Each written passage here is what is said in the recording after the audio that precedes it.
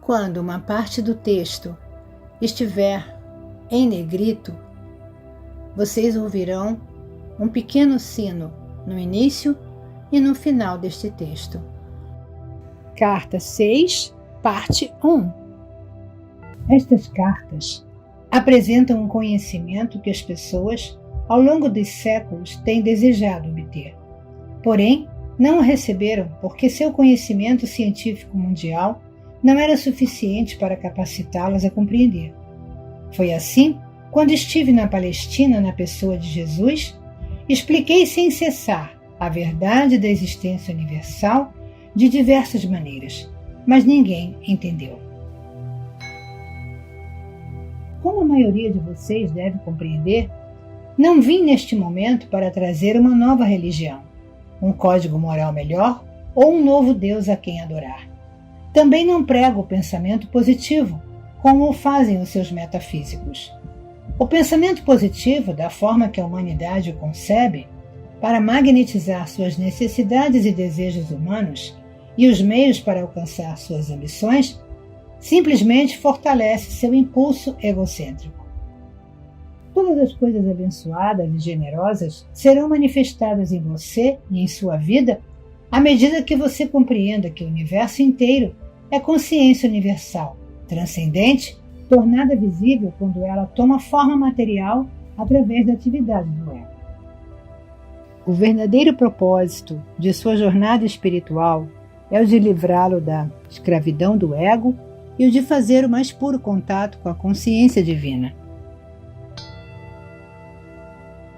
O seu destino final é o de reconhecer a sua onipresença, tanto dentro de você, como também em todas as suas atividades diárias. O seu objetivo espiritual supremo é chegar ao momento espiritualmente elevado em que você finalmente compreenderá que sua mente humana e seus desejos são finitos. Portanto, eles nunca poderão levar você à felicidade e à realização que experimentará quando abandonar a sua individualidade e vier à consciência divina pedindo unicamente pelo caminho mais elevado, pela vida mais abundante e pelo verdadeiro propósito espiritual que você somente pode cumprir em seu estado terreno. Assim, para ajudar você a alcançar este alto ponto de compreensão, detalharei as origens e função do ego. Enquanto contemplo seu mundo, vejo uma dimensão atualmente controlada pela força do ego. Todas as coisas más em sua decadente sociedade atual, em suas enormes cidades sem alma, surgem da força do ego. Essa é a fonte de toda atividade cruel, mentirosa e pervertida que está atualmente em operação em seu planeta. Essa força controla os meios de comunicação, a TV, as famílias e nações, produz as guerras em todo o planeta, cria um miasma turvo de energias de baixa consciência que as entidades espirituais elevadas percebem e que é por demais horrível de se contemplar. O seu ego está impulsionando você se sua atual consciência está impregnada pelo amor às posses e por uma incapacidade de compartilhar com os demais, planejando modos de se fazer rico à custa dos outros, roubando, não cumprindo com o trabalho conscienciosamente, não dando valor ao dinheiro que recebe, reclamando, resmungando, permitindo-se criticar, ser sarcástico, julgar, rejeitar, denegrir, gerando inimizade, intolerância, ódio, ciúmes, agressão, impulsos violentos, falsidades, relações desonestas e difamação. Seu ego está no controle e você terá dificuldades para deslocar-se através do miasma da consciência egocêntrica para poder ver a realidade. Por esta razão, eu venho, por meio destas cartas, para ajudá-lo a compreender exatamente o que está aprisionando você nas suas condições atuais, neste horror que a mente humana não poderia imaginar há um século. Agora passo a explicar mais detalhadamente o ego.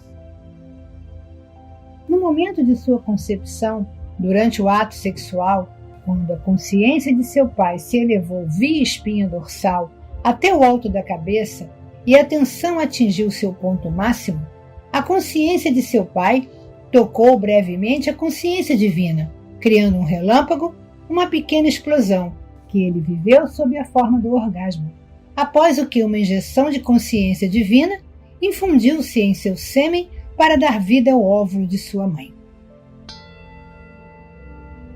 O momento da união com a mulher e a explosão de tensão no homem no momento do orgasmo reproduz o momento do Big Bang, quando a unidade da consciência pai-mãe explodiu em energias separadas e tomaram forma as primeiras partículas elétricas, assim como a matéria aleatória.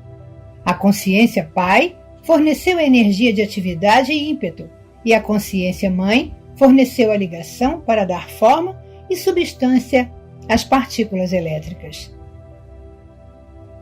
Estes são impulsos primitivos, que dão vida e forma ao homem e à mulher. Quero que você compreenda que a criação não é uma criação de matéria impregnada com consciência. A criação é a forma visível dos impulsos originais atraídos e reunidos em formas e entidades individuais, todas expressando facetas e combinações diversas dos impulsos originais, em uma imensidade de maneiras diferentes. Portanto, os impulsos originais são a realidade que seus olhos, ouvidos, olfato e tato dizem ser de matéria sólida. Porém, na realidade são impulsos de consciência, individualizados com a finalidade de serem experienciados, compreendidos intelectualmente e emocionalmente apreciados. No momento da concepção, quando o sêmen se une com o óvulo e acontece o acasalamento, os cromossomos de consciência masculina se unem aos cromossomos de consciência feminina.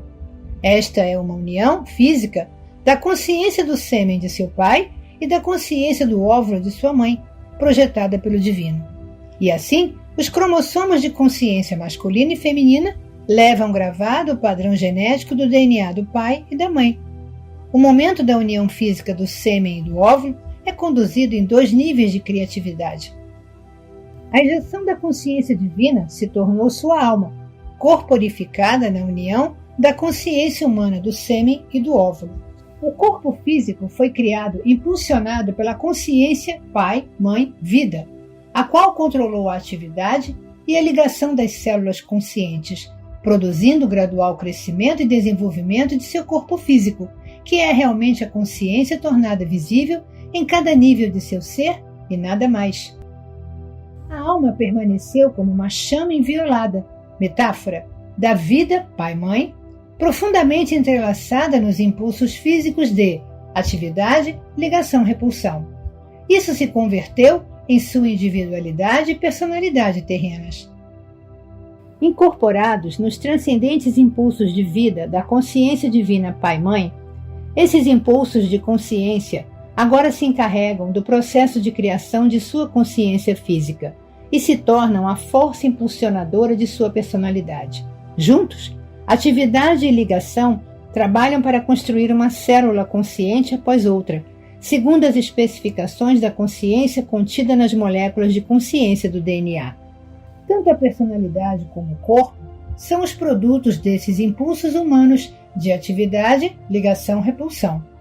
Enquanto a consciência universal permanece para sempre em equilíbrio no espaço e, portanto, imperceptível nesse mesmo espaço em frequências vibratórias, os impulsos primitivos de atividade, ligação, rejeição trabalham juntos na dimensão visível, aparecendo aos seus sentidos sob a forma de eletromagnetismo.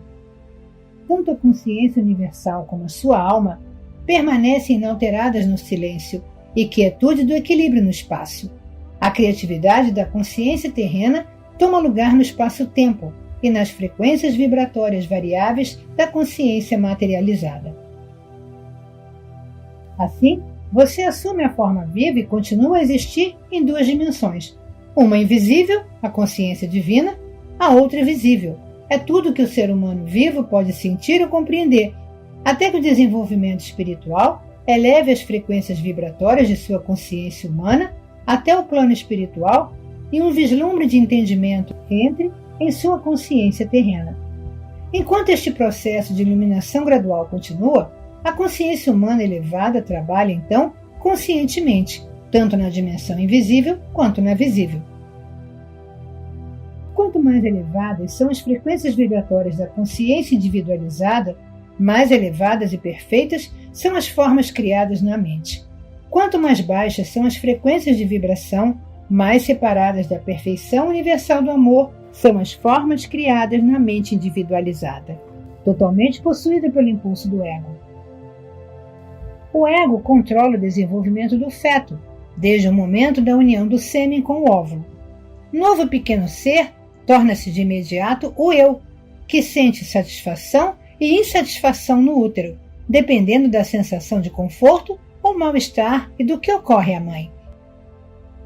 Quando você nasceu, ao ser separado do conforto do útero que o guardava, seus instintos de sobrevivência, impregnados com o profundo conhecimento original do ser criado, existente em cada célula viva de seu corpo, o levaram a respirar e o tornaram consciente de um vazio e de uma perda emocional que você sentiu como um vazio físico e uma necessidade de nutrição física.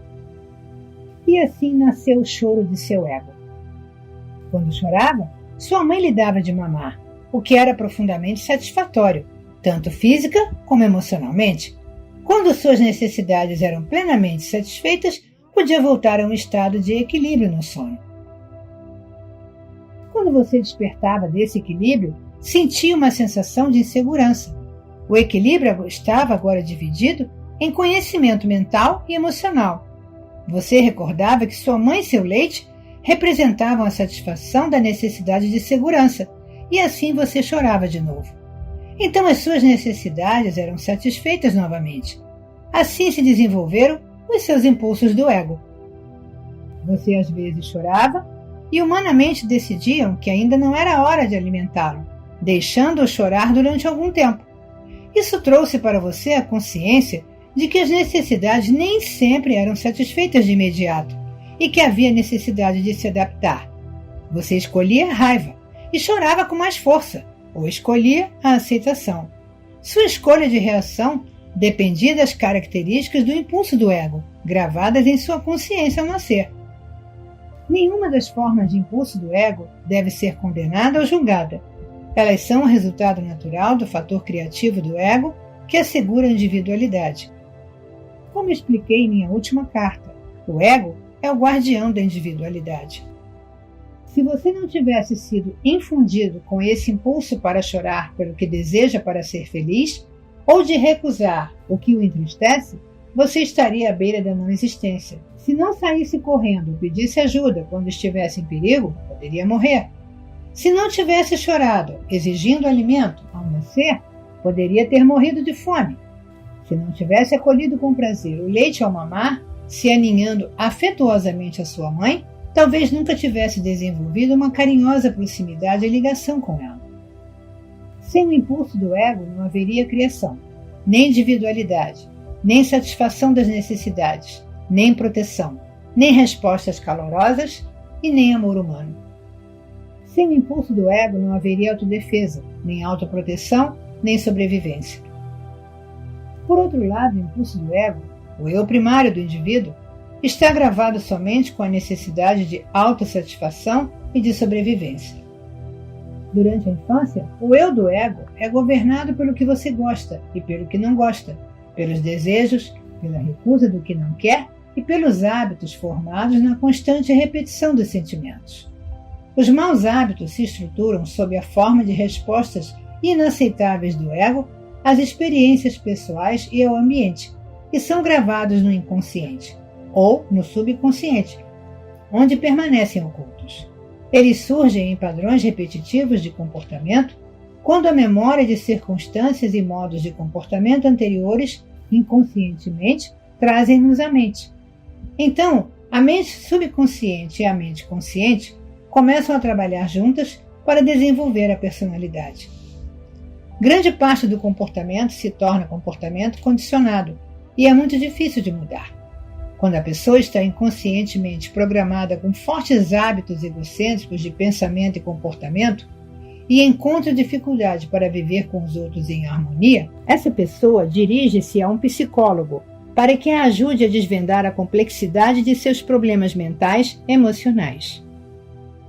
A dor e o sofrimento que surgem da concordância ignorante com os impulsos do ego persistirão, até que minha verdade da existência seja plenamente compreendida e os princípios geradores da vida tornem-se um guia consistente dos hábitos de pensamento e de respostas às experiências da vida.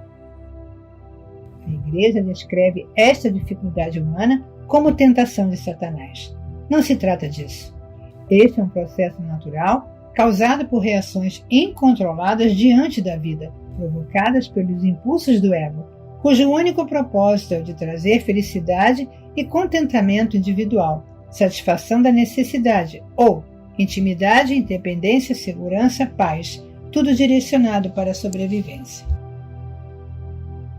Deve entender-se que não há nada de mal no impulso do ego. Ele é um instrumento necessário da criação. É o indivíduo por si mesmo quem provoca os desequilíbrios na vida, ao dar ao impulso do ego o pleno controle de sua personalidade, sem pensar ou ter consideração por outras pessoas. Isso também não deve ser julgado, nem criticado, uma vez que a pessoa que está possuída pelo impulso de seu ego não conhece outra maneira de pensar ou de operar dentro da dimensão terrena. A criança nada sabe sobre o autocontrole, além daquilo que seus pais e mestres da escola ensinam para ela. Portanto, os erros que comete ao responder perante a vida com os seus altos e baixos só podem ser aceitos com bom ânimo pelos pais e mestres, uma vez que a criança não tem compreensão do que a está impulsionando. Se ela quer algo, o quer imediatamente, e se pergunta por que não pode tê-lo. Não há nada mais em sua mente do que isso. Ela vê algo de que gosta e o quer. É cruel dizer a uma criança bruscamente, não pode tê-lo. Isso insulta e agride o seu sistema inteiro. Desde a mais precoce infância, o processo de educação da criança deve iniciar-se com lógica e confiança, afirmando o seu direito de sentir-se seguro em seu ambiente. Seu sentido de segurança deve ser desenvolvido pela explicação da maneira correta de expressar os seus desejos. É o amor, e não a irritação ou a raiva, que deve escolher as palavras que expliquem à criança por que não pode ter o que quer. A criança escutará a mensagem quando for dada com amor. Quando for dada com impaciência, provocará seus impulsos do ego mais profundos e começará a assumir a forma de ressentimento, aberto ou oculto, ou um sentimento de frustração profundamente arraigado que fere o ego, reduzindo o sentido natural de valor próprio da criança. Uma criança necessita possuir este sentido natural de valor pessoal que não deve ser subjugado ou destruído. É necessário que os pais e os mestres sinalizem à criança, muito claramente, que as outras pessoas do mundo também têm necessidades, seus direitos sobre suas posses, seus desejos de paz e prazer. Ninguém, criança ou adulto, tem o direito de perturbar outra pessoa com a finalidade de obter a sua própria satisfação. Se uma criança bate em outra e isso a faz chorar, é natural que a criança agredida pelo impulso de seu ego queira reagir de volta. Ela está programada para defender-se do outro. Isso requer que pais e mestres ensinem às crianças que a vingança em um conflito somente o aumenta, trazendo mais dor para cada criança, e por esta razão a vingança não tem sentido algum. O melhor é optar pelo riso e contornar a situação. E em lugar de permitir que continue na mente a irritação e a dor, é melhor levar o problema à consciência divina em oração, pedir que a dor seja removida de sua consciência e buscar um modo de reconciliação. É necessário também ensinar a criança a tirar tempo para compreender que ela e a outra criança são igualmente nascidos do momento divino. Quando uma criança é espiritualmente receptiva, pode converter em hábito o processo de identificar sua afinidade espiritual com as outras crianças e com todo ser vivo, e reconhecer que os direitos dos demais são iguais aos seus próprios. Assim ela terá recebido o maior dom espiritual possível. Desta maneira, enfraquece-se o impulso do ego pela prática e aplicação diária do amor inspirado, enquanto o eu original da criança permanece forte e seguro de si mesmo. Deve-se ensinar à criança os benefícios do riso, que descreverei e explicarei em uma das próximas cartas. Portanto, o ensino qualificado e sensível é absolutamente necessário para levar a criança a considerar os direitos dos demais como iguais aos seus próprios direitos. Esta é a lei espiritual que deveria predominar no lar e nas escolas. Qualquer outra lei que julgue as circunstâncias é defeituosa e sem equilíbrio. A melhor instrução dependerá não da vontade do professor e da atitude de porque eu disse e pronto, mas de uma referência sistemática em cada circunstância ao amor fraternal e aos direitos iguais para todos. Ao mesmo tempo, uma criança não deveria ser doutrinada no auto-sacrifício, uma vez que este tipo de cuidado deve ser desejado e originado somente das percepções e objetivos espirituais do indivíduo. O auto-sacrifício nasce da iluminação espiritual, do seguir um caminho mais elevado, do negar o pequeno eu, a fim de eliminar as barreiras do ego, que obstruem a capacidade de sintonizar-se com a universalidade da consciência divina. O verdadeiro e iluminado auto-sacrifício leva a consciência espiritual às alturas da alegria. Não há nenhum tipo de sentimento de perda. Para descrever melhor a realidade da alma e do ego, quero que você junte as mãos, com as pontas dos dedos tocando as pontas dos dedos e os punhos juntos, deixando o espaço entre as mãos em forma de concha. As mãos representam a concha da consciência humana de uma pessoa, o ego. O espaço entre as mãos representa corretamente a alma, nascida da consciência Pai, Mãe, Vida, no momento de sua concepção. Enquanto para os sentidos humanos isto aparenta ser nada, isto é na realidade uma ramificação da totalidade e da integridade da consciência divina, da qual todas as coisas criadas se originam. Suas mãos, com o espaço no meio, representam o eu. Suas mãos direita e esquerda representam duas potentes forças do impulso magnético do ego. Elas representam as forças de ligação-rejeição, mas ao mesmo tempo, elas são a representação das energias físicas, que a ciência conhece como magnetismo, ligação e repulsão. Agora, a partir da sua mão esquerda, dobre a mão direita, fechando-a, e visualize que a utiliza para conseguir o que quer da vida. Ela representa também o que sua consciência humana percebe como a atitude ambiciosa perante a vida. Concentre-se neste exercício e observe que sua mão direita representa a força magnética da natureza, o vínculo, a atração, a gravidade evidente em toda a natureza. É a fonte de todo querer e desejar. É o impulso magnético que está sempre direcionado para conseguir o que seja necessário ou muito desejado e prazeroso na vida. Este impulso magnético tem a intenção espiritual de ser dirigido para os propósitos edificantes, ganhando, sustentando, construindo e alcançando. Se não houvesse outras pessoas ou criaturas vivas no mundo, o impulso magnético poderia ter pleno domínio em uma personalidade e não causaria nenhum dano. É somente quando se tem que levar em consideração as outras pessoas, outros seres vivos, ou suas posses, ou os seres queridos de outros, que o incontrolado impulso magnético que atrai, liga, agarra e retém se torna uma doença da personalidade, se não está equilibrado com as necessidades de todos os outros seres vivos. Agora retorne suas mãos à posição original, formando uma concha com a mão esquerda.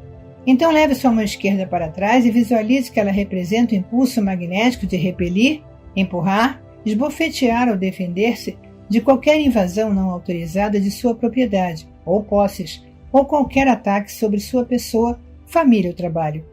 Esta mão esquerda representa o impulso magnético de rejeição, cuja intenção espiritual é o de assegurar privacidade e segurança em sua vida. É uma arma legítima, quando sua sobrevivência física ou emocional está em jogo. Contanto que você sempre se lembre de que cada ação sua é um padrão eletromagnético de atividade, atração-repulsão, inconsciência que repercute e no final se exterioriza, na forma de um ataque similar sobre si mesmo. O aborrecimento pode vir sob a forma de uma crítica por parte de seus pais, professores ou chefe, e as palavras de autodefesa que afloram a sua mente e saem de sua boca São palavras do ego completamente motivadas pela autodefesa, expressando o impulso magnético de repulsão e rejeição.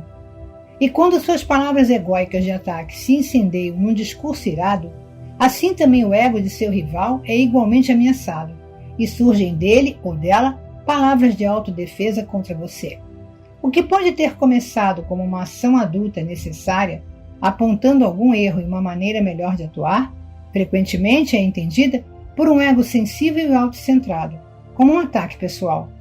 O que deveria ter sido um instante de crescimento transformou-se em um tempo de conflito, raiva, possíveis lágrimas, ressentimento contínuo e mútua hostilidade.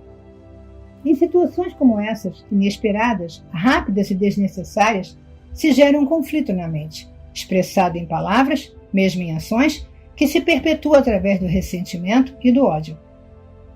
Lembre-se de que cada atividade mental, o pensamento e as reações emocionais de atração e repulsão, são todas energias criativas da consciência. Estas energias da consciência criam as formas desagradáveis que repercutem, desenvolvem a direção do caráter e afetam os relacionamentos em geral e o meio ambiente. E elas reduzem a vitalidade do corpo, conduzindo diretamente a uma sensação de mal-estar físico, a uma infecção viral ou a uma doença crônica. Bem-vindo no canal Força e Amor. Se é a sua primeira vez aqui, se inscreva no canal se você ainda não é inscrito. Dessa forma, você receberá notificações quando os novos vídeos forem gerados. Gratidão!